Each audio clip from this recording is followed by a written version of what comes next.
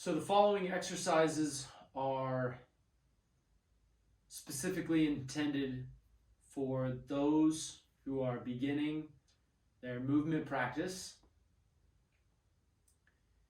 These specific exercises have been picked out, chosen for their ability to begin to open the body, specifically opening up the joints to increase energy flow throughout the whole body system. Now, when you're practicing these movements, one of the most important things to think about, to pay attention to, is the breath. When we're moving, and especially when we begin to open up the body is not opening up itself independent from the breath. The breath is helping the body to open up. So how we are breathing and how much attention we are focusing on our breath is going to determine and help facilitate the opening of the body, the individual segments that we're going to identify. So again, these warm-ups are intended for beginners, but they are not only for beginners. So anybody in their practice of movement, anybody coming out of maybe surgeries or any kind of ailment, maybe even after not moving for a while, maybe being unwell, or just simply not having exercise in the past 24 hours. These are a great way to warm up before any activity, including just going about your day. All right, so these won't be in any particular order, and I'll explain as I go. So the first exercise we're going to work on is going to be the cosmic embryo, and this movement is done pretty simple in a rhythmic, in rhythm with the breath. So I'm going to inhale. I'm going to arch my spine up. I'm going to open up my chest, pulling my elbows behind, opening up my chest, drawing the elbows back, slight arch of the spine. And then I'm going to exhale and I'm going to curl and bring my elbows and my wrists close together. And I'm going to pull my elbows in toward my navel. And you can see I'm going to round my spine. Exhale all the way out. And then again, as I inhale, I'm opening up.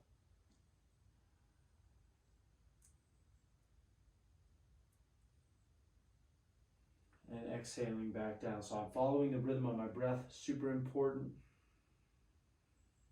Curling in, rounding my spine, bending my knees slightly, bringing my skull, the crown of my skull, down and curling it in towards my groin.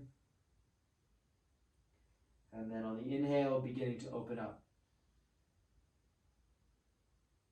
Okay, that's the cosmic embryo. The speed at which I move should be determined by my breath.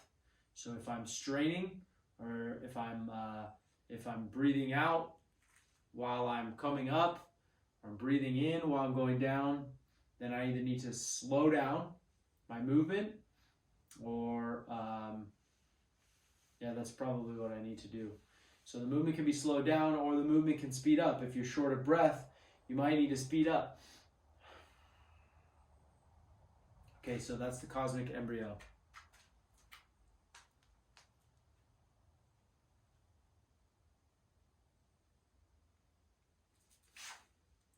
Okay, so after doing the cosmic embryo, now that we have the spine slightly open, we're going to bend at the knees. The feet can be close together, or the feet can be about hip width apart.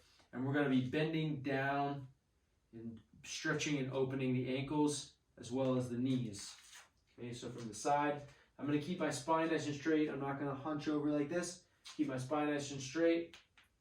I'm just going to gently bend forward and bend back, bend forward, bend back. And then I'm going to begin to rotate my knees in a circle. If you have knee issues or you've had knee issues in the past, this is a good one to do slowly. Keeping the feet flat on the floor. This is a good one for working on balance. Going nice and easy, gentle with the knee joints, and then changing direction, going the other way. And you'll notice when you're bending the knees, you're also bending the ankle. So we're working the ankles and the knees at the same time. Okay, those are the knee and ankle circles. This could be followed by what I call a femur turn. So I'm going to pivot, I'm going to turn my left foot in, pivoting on the toes on the ball of my foot. And what this is doing is it's actually taking the standing leg, the strong, stable leg, and it's rotating the femur inward. So the hip, my hip, as I pivot, my pelvis is actually turning in towards my stable leg. And that stable leg, specifically the femur, is actually being turned and stretched inwardly. And then I come back down to the center. I'm going to go the other direction nice and slow. I'm going to stand up nice and tall, upright, come back, other side. Again, this is good for balance. The weight can be pretty much evenly distributed, so I'm not leaning out super far in one direction or the other. And in. Again, just listening to the breath. You don't have to coordinate the movement with the breath on this one.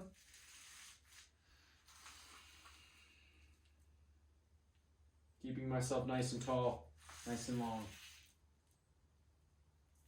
Okay, good.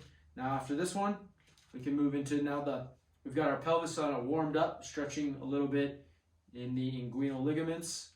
We're going to start to circle the pelvis. Feet hip width apart. Again, this is another good one for balance. You can also visit one of my hip circle or pelvic circle videos that I previously put out on the YouTube channel, where I discuss the different variations of pelvic rotation. For the beginner, it is sufficient for you to just simply practice moving the tailbone, the sacrum, in a circle.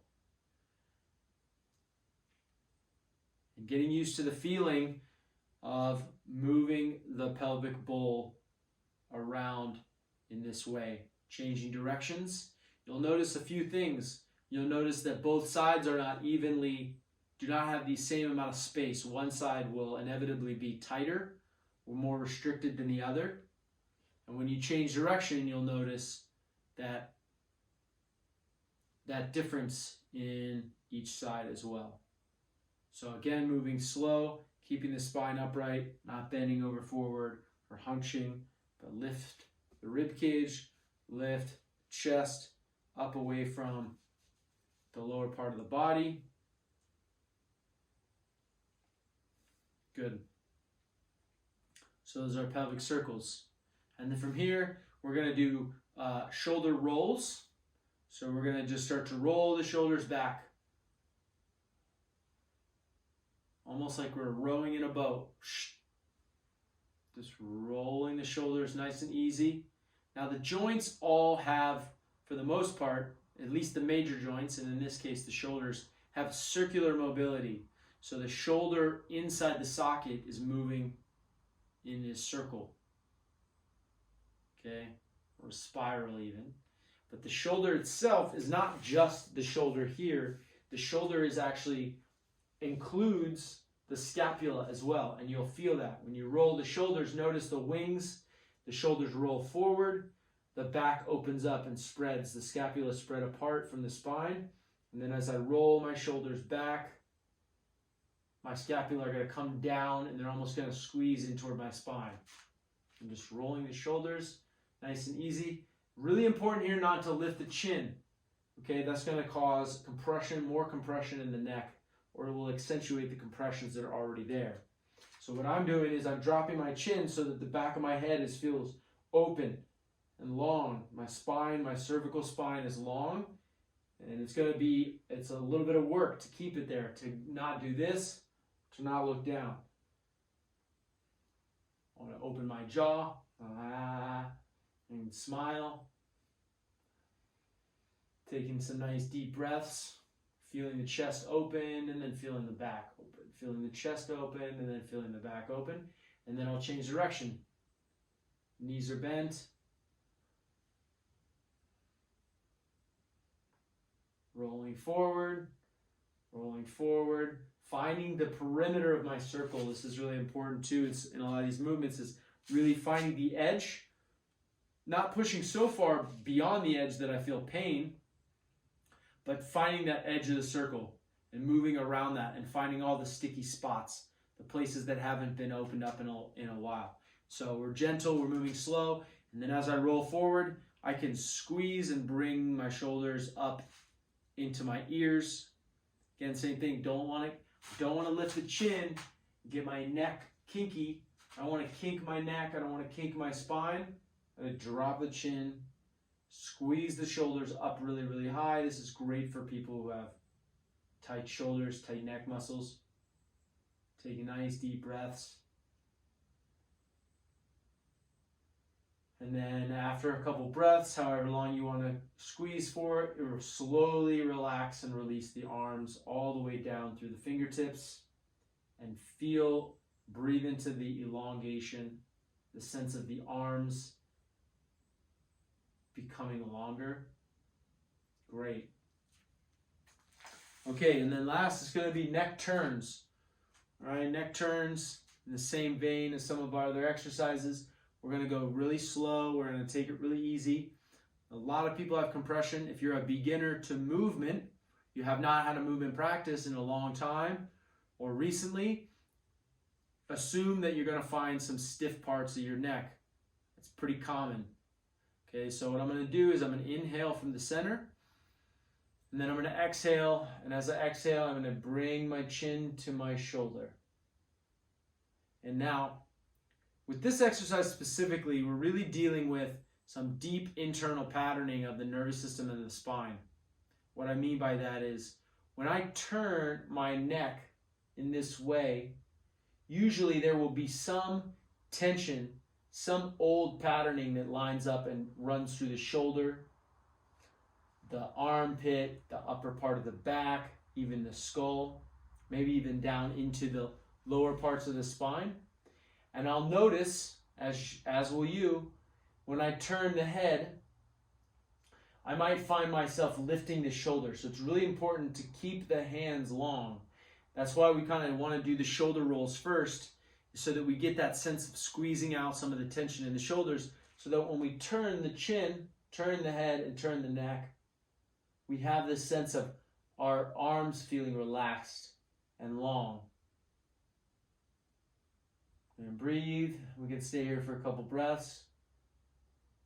And with my eyes, I'm looking behind me with my eyes to exercise and stretch also the nerves and the muscles around the eye in the occipital area. And then on an exhale, I'm going to come out really slowly. This is really important. When you've turned the neck like this, and you're getting into some of those deep patterns, we want to come out slow so as not to tweak or cause any added stress. Okay, so we're unwinding, slowly unwinding the system. And then again, I would go to the other side. On an exhale,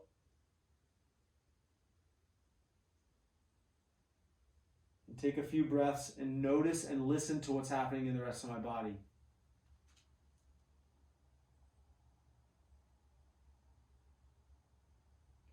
I'm really focusing on keeping my shoulders square to the forward direction. So when I turn, I don't want to turn my whole spine. I'm purposefully and intentionally only turning the head. You'll feel a lot of this ligamentation, this musculature that's running through the neck from lower part of the spine, maybe even from the arms up into the neck, up into the skull. And then I'm going to exhale, slowly coming unwound back to the center. And then finally, we can shake out the body a little bit now that we're warmed up.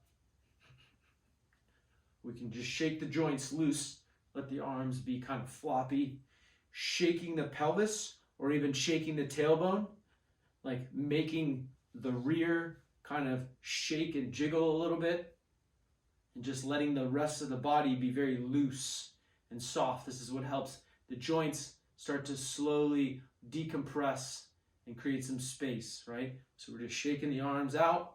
Everybody's going to feel and look differently when they shake. We're going to shake the hands. A modern human hand is going through a lot of stress on a daily basis, from typing at a computer or texting on a cell phone or doing manual labor, whatever it is. We shake it out. And then we stand.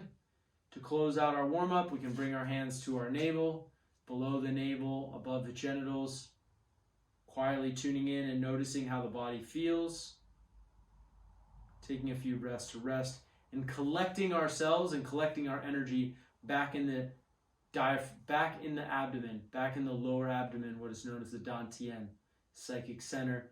It's one of the lower centers of the body. And this is where we want to be storing our energy and storing the chi that's becoming available as we begin to open the body up. All right, enjoy, practice, continue to practice, experiment, listen to your body, listen to your breath.